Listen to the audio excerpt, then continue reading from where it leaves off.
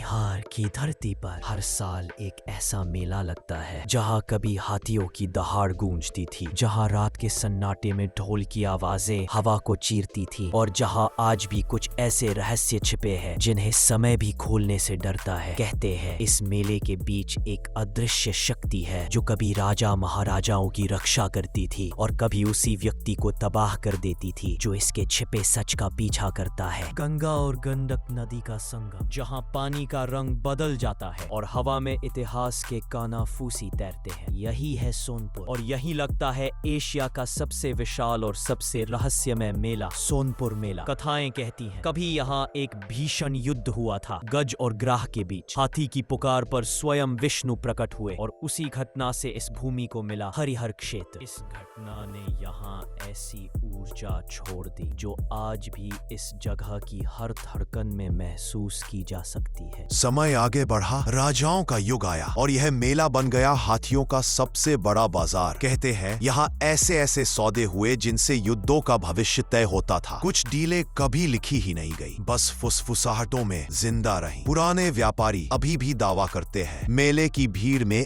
ऐसे लोग आते थे जो बिना एक शब्द बोले हाथियों को छूकर उनकी ताकत, उम्र और इतिहास बता देते थे। लोग कहते हैं वे इंसान नहीं थे, किसी और लोग के दूत थे। रात गिरते ही सोनपुर मेला एक अलग दुनिया बन जाता है। झूले, रोशनियां और शोर तो दिखता है, लेकिन अंधेरे में कुछ क्षेत्र ऐसे होते हैं जहाँ आज भी कदम रखने की मनाही है। लोग बताते हैं कुछ रातों में दूर कहीं घोड़ों की टापें सुनाई देती है, जैसे कोई सेना बिना दिखे गुजर रही हो। और सबसे अजीब, कई बार हाथियों की गूंज हवा में तैरती है जबकि आसपास कोई हाथी होता ही नहीं। कार्तिक पूर्णिमा की सुबह घाटों पर श्रद्धालुओं का सैलाब उमड़ता है। इस दिन गंगा में उतरने वाला अपनी पीड़ा, डर और पाप पानी में छोड़ आता है। कुछ लोगों ने बताया है कि स्नान के दौरान उन्होंने किनारे पर अजीब परछाइयों को चलते देखा है जो भीड़ से अलग, शांत और अनजानी होती है। समय बदल गया, कानून बदले, हाथियों का व्यापार बंद हो गया, लेकिन सोनपुर मेला